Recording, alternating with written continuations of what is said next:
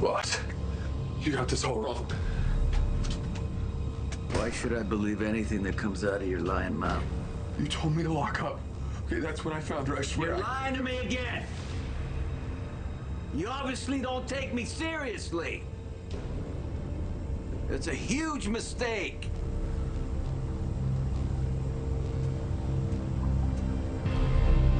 Huge! As far as daytime television goes, it does not get any bigger than this. Maurice Benard is the Michael Jordan of soap operas. He's been playing Sonny on General Hospital for more than 30 years now. He has won multiple Emmys for his role, but perhaps the most courageous thing he's ever done was to open up about his personal journey with bipolar disorder, depression, and anxiety. And he has a podcast and YouTube series about it called State of Mind. And Maurice joins us live. Good morning. Good morning. Hey, how you doing? Good.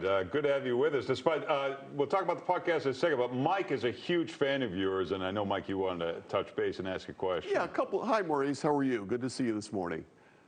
Thank you. Good. I just want to know, okay, Sonny, he gets a very, very bad rap on this show. They say he's a gangster, he's a criminal, but every time I watch, you're not doing anything illegal. You're a good guy. You know, cops bring you in when they can't solve the crime. They're bringing you in to take down Victor. What's going on with that? They always want to move in on your territory and shake you down. What's he doing that's illegal? Tell me that. He's not doing anything. Well, he did kill his son's father. So I think that's it. Besides that. But besides, he's a sweet guy, actually. All right, and the other one before we move on, I want to ask you the question everybody asks you every day: when does the Nina nonsense end? When do you marry Carly for the 10th time and make that legal again? You know, the Nina storyline I thought was going to last about 6 months, and it's still going 2.5 years later. So, well, you never know on soap operas. We'll see. Not going to tell me. All right.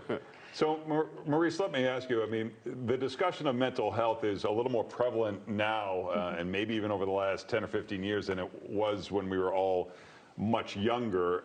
How did you know when you were younger that maybe something wasn't quite right, and how did you process that?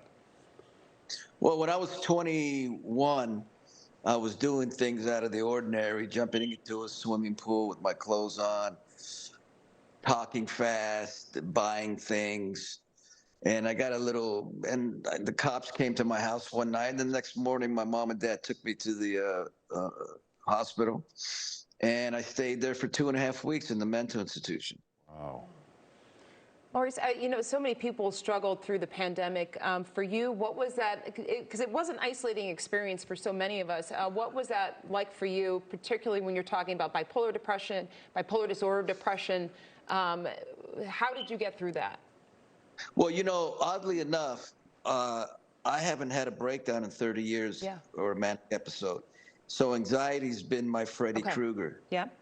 And during the pandemic, I went through 4 months of trying to figure out how to end my life. So it was a tough 4 months, but I got through it with professional help. Yeah. Yeah, and suicide rates are up, especially among men, and that I think is the scariest part about the discussion of mental health. What do you say to parents whose kid, maybe something isn't quite right, they're not sure what it is, but for whatever reason, they do not want to get their kids medication? What do you say to those parents?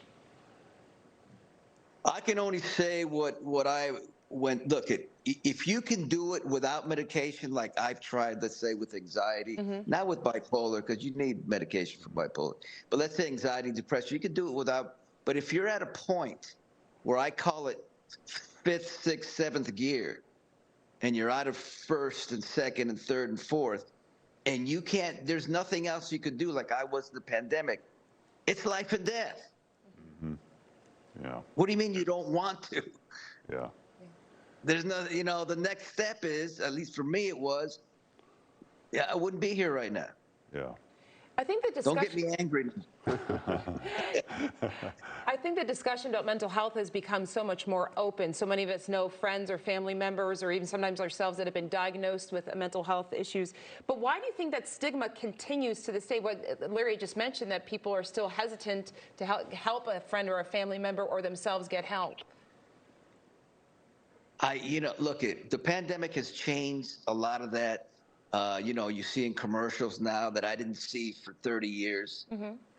I did Oprah 30 years ago. Yeah. Nothing seemed to change. But now you see in commercial, but the suicide rate is very high. There's still a bit of a stigma. And I think it just has to do with because it's the invisible disease, right? Yeah.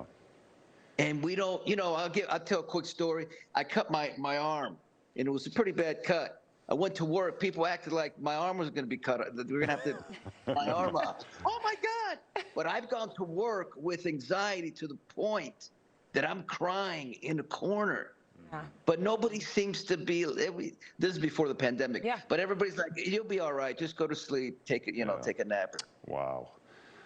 Well, Maurice, thank you for sharing your story. You can get more at mauricebernard.com or at mbstateofmind.com. You can find the podcast on YouTube, and Maurice is also on social media. Thank you so much for telling that story.